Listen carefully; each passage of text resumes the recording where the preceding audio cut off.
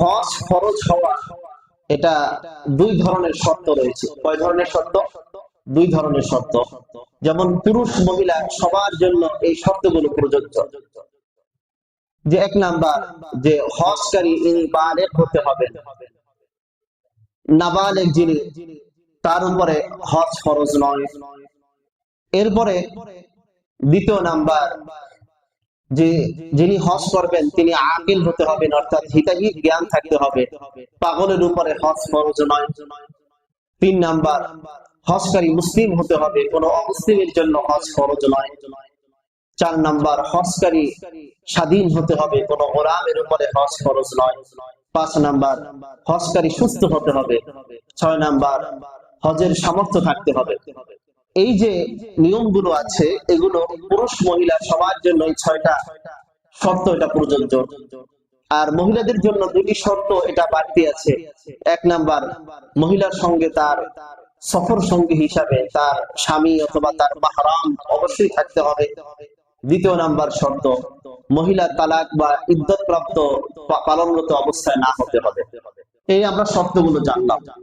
হজ ফরজ হওয়ার জন্য কি পরিমাণ সম্পদের প্রয়োজন, কি পরিমাণ সম্পদ থাকলে আপনার উপরে হজ ফরজ হবে?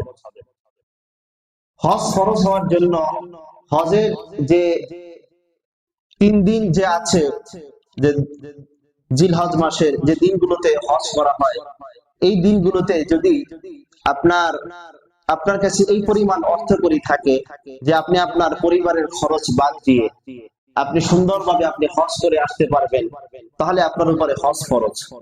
অর্থাৎ হজে গিয়ে পুনরায় আবার এই পরিমাণ যাতায়াত খরচ আপনি বহন করতে পারবেন, আসা যাওয়ার যাতায়াত খরচ এবং এই কয়েকদিনের পরিবারের খরচ আপনি বহন করতে পারবেন। এই পরিমাণ অর্থ করে যদি আপনার কাছে থাকে তাহলে আপনার উপরে হজ ফরজ। অথবা আপনার যদি একটা জমি আছে, জমি আর একটা বাড়তি জমি আছে, ওটা আপনার বাৎসরিক খোরাকির প্রয়োজনে এটা পড়ে না, ওই জমির মূল্যটাও যদি এমন হয় যে জমিটা যদি আপনি বিক্রি করেন, বিক্রি করার পরেও আপনার এই পরিমাণ অর্থ দাঁড়াবে যে আপনি সুন্দরভাবে হজ করেও আসতে পারবেন, আবার পরিবারের খরচও আপনি কয়েকদিন আপনি বহন করতে পারবেন, তাহলে আপনার উপরে হজ ফরজ। অথবা যদি আপনার ব্যবসায়িক সম্পদ থাকে এমন যে এই সম্পদের মূল্যটা এমন দাঁড়ায় যে যদি আপনি হজ করতে যান ওখানে সুন্দরভাবে হজের কার্যক্রম সম্পূর্ণ করে আসতে পারবেন এবং পরিবারের খরচ আপনি বহন করতে পারবেন, তাহলে আপনার উপরে হজ ফরজ। হজ যার উপরে একবার খরচ হয় এটা কখনো রহিত হয় না, যেভাবেই হোক হজ আপনাকে আদায় করতেই হবে। যখন আপনার সম্পদ ছিল ওই সময় আপনি হজ ফরজ হয়েছে করেন নাই, এরপরে আপনি দরিদ্র হয়ে গিয়েছেন, কিন্তু হজ আপনাকে করতেই হবে, প্রয়োজনে আপনার ওসিয়াত করে যেতে হবে। হজ যাদের উপরে ফরজ এরা যদি হজ না করে, আল্লাহর নবী সাল্লাল্লাহু আলাইহি ওয়াসাল্লাম বলেন, মান আতাকাল হাজ্জা ফালাম ইয়াহুজ্জা ফাসাওয়াউন আলাইহি মাতা ইয়াহুদিয়ান আও নাসরানিয়ান। নবী করিম সাল্লাল্লাহু আলাইহি ওয়াসাল্লাম বলেন, যাকে আল্লাহ রাব্বুল আলামিন হজ করার সামর্থ্য দিয়েছেন কিন্তু সে হজ করলো না, আল্লাহর নবী বলেন সে ইহুদি হয়ে মরুক, সে নাসারা হয়ে মরুক, তাতে আমার কিছু যায় আসে না। যদি বলেন নাউজুবিল্লাহ।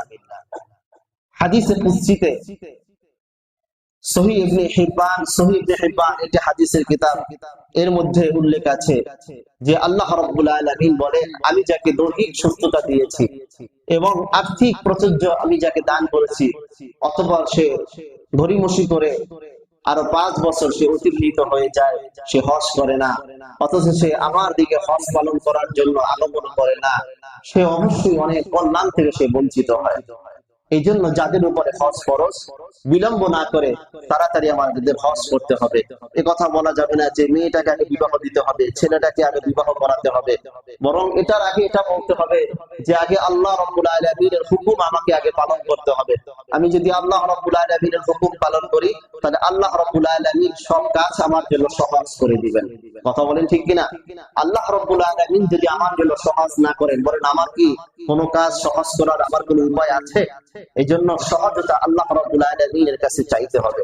আল্লাহ রাব্বুল আলামিন আমাদের সবাইকে হজ্জে বাইতুল্লাহ আদায় করার তৌফিক দান করুন।